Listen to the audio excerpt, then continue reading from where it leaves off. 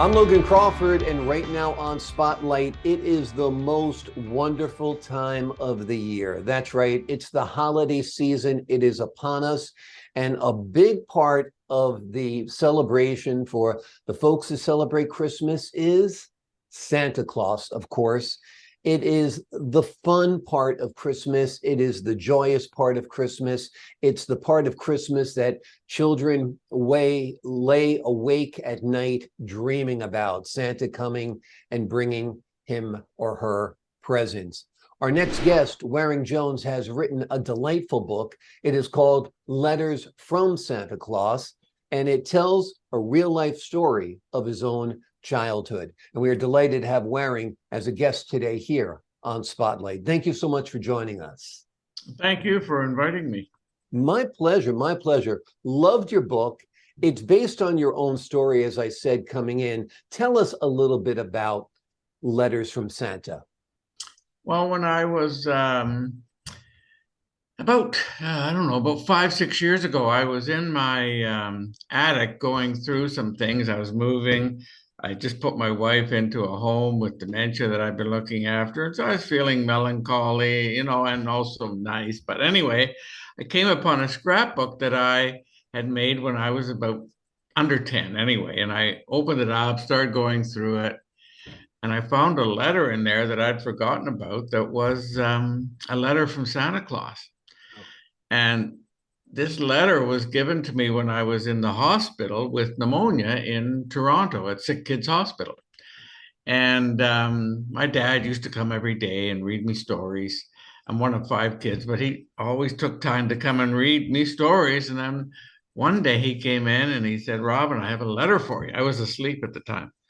And he woke me up. He said, "Do you want me to read it?" And I said, "Sure, of course." And there was some dust on it. I said, "What's that?" He said, "I think it's soot from the side of the chimney that the elf put on there when this letter was delivered to you from the North Pole." And so he read the letter to me. And shortly after that, I can't remember, it was 73 years ago, I got better and went home. So I told the story at the Victoria Storytellers Guild, and people said, "Look, why don't you get it published?" So I did. Wonderful, wonderful. Yeah. I mean, what a treasure to find is. This letter from your dad, from Santa, decades and decades later, to remind you of a little slice of your childhood that your father tried to make better for you. He knew you were in the hospital. It was Christmas time. I don't think there's anything worse as a child than to be in the hospital at around Christmas. And your dad, like you said, worked tirelessly all day, came to see you at night. And then he took the time to draft this letter and put some soot on the outside of it so you would think it was real. I mean, I think that's just such a wonderful expression of his love. It is. He was a great dad. Yeah, I really loved him. Yeah. Absolutely. Now you have the letter. Could you read it for us? I do. Okay. Well, the letter is 4 or 5 pages, but it will take 5 minutes. Is that okay? Or? That's fine. We got tons of time. Yep. It says, "North Pole, December 14th, 1949. My, how pleased I was to receive your nice long letter of December 8th. My little elf in charge of letters brought it to me from the North Pole letterbox out in the cold, frosty winter. And I just wish you could have seen the way he smiled when he gave it to me. He smiled just like you, because before he was an elf, he used to be a little, dear little boy just like you. Did your mommy or daddy ever tell you how I got my elves?" "He didn't." "Well, I'll tell you right now. When a good little boy or girl goes to heaven, God holds them on his knee and asks them what they would like to be. Be an angel, help Santa Claus, or play all day, or what? And those who say they would like to help Santa are given a nice little suit like elves wear, and a pointed little hat and a pair of magic shoes that will take them wherever they want to go, just as fast as light. And then he says, now off you go.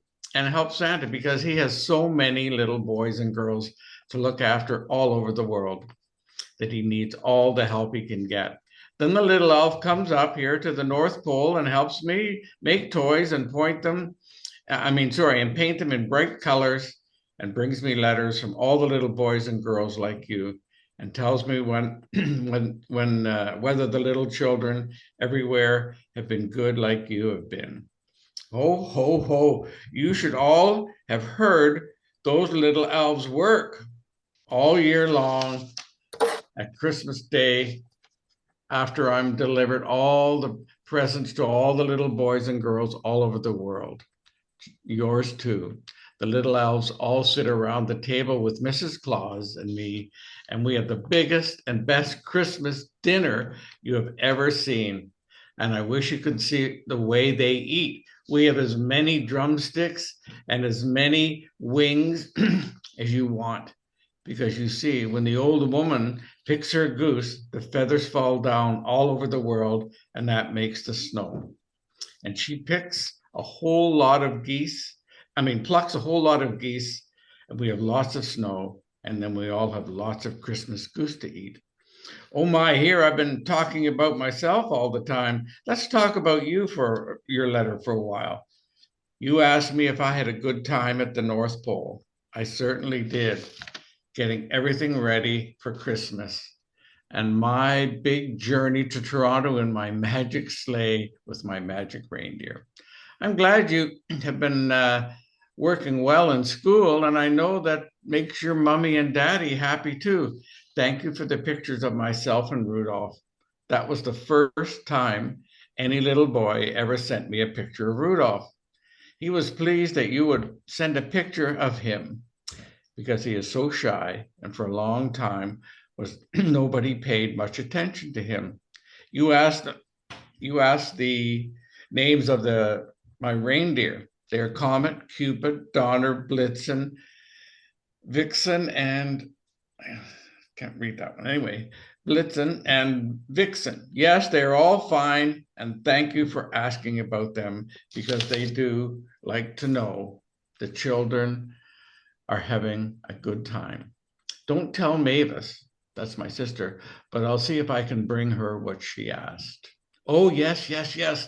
A lot of the children are writing to tell me what they want.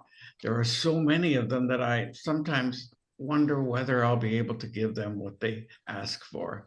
But I'll really try to give you what you ask for because you're such a good little boy and you help your mother all the time. Well, Robin, I have to hurry along. And I have a long day full of other letters from little boys and girls like you. So I'll say sweet dreams to you too. I'm going to send a letter to you right away by special elf messenger. I think he'll come down your chimney and upstairs and drop it on your foot of your bed. So if you're away and you see smudges, you'll know it's because he just touched the chimney on the way down. Love to you all and family, and goodbye until Christmas Eve, Santa Claus. Wow, that is absolutely amazing.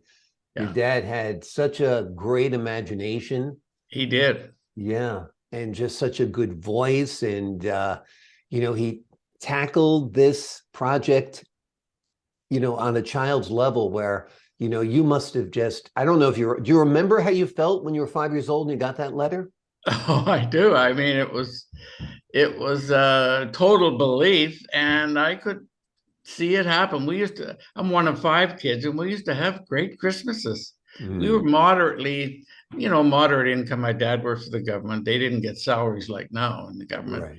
And so we enjoyed Christmas, and sometimes we got used toys. We didn't know it. I didn't know it till about 10 or 15 years ago from aunts and uncles, but we loved Christmas. Yeah, it was a really joyous time. So it was good. Yeah, it's wonderful. I mean, I grew up I was born in 62. So I grew up in the 60s and 70s. And my dad also worked for the government. He worked for the city of New York. And, they didn't have a lot of money, but they always were able to pull together a wonderful Christmas. You walked in on Christmas morning to look at the room, and it was showered with presents like Santa Claus had come. Yeah, it was a fantastic time. Well, still, I really enjoyed Christmas. Yeah. I do too, but there's Yeah. nothing like those childhood Christmases. You No, know, it there's not. just wait. But when you believe in Santa and your dad is all in on it and helping with, fueling that wonderful fantasy, it's just such a great thing. It is.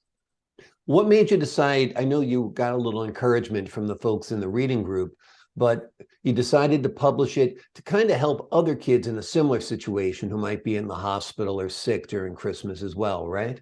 That's correct. Yeah, because right now, since my wife died 4 years ago, I've been like this before, but I learned compassion Mm.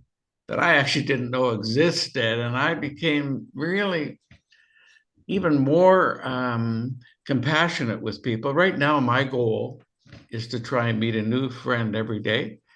And if Nice. I can, to give them a hug and just say hi. There's a lot of lonely people right now from COVID, especially a lot of Mhm. lonely seniors. And so I just try and be as good a person as I can and pass on as much good joy as I can to people. Yeah. That's my goal. And finding that letter after you had moved your wife to a home must have felt like your dad was looking down on you a little bit like your guardian angel, like, hey, remember these good times. It did. Yes, Yeah. yeah, they were sad times for me. When your wife's dying, I'd known her since she was 3. She was my second wife, but I'd known her since she was 3. Wow. And it was a really nice reminder of good times. And yeah, it was a nice nudge. Yeah, absolutely. Absolutely. I love the cover of the book. I think it's very cool. You had some help, I presume, with the publisher in getting that picture drawn. I did. I found somebody online when I was looking for an artist, and I applied. I put there was a special app. I can't remember. I Mhm. applied that I wanted an artist, and the first day I had 741 replies, and I Wow. woo. So I took that out and I reduced it down to 4, and then I found Marfandos. She lives in Guatemala, and she did a fantastic job, and she's doing the pictures for my second book too. It's about the North Pole as well.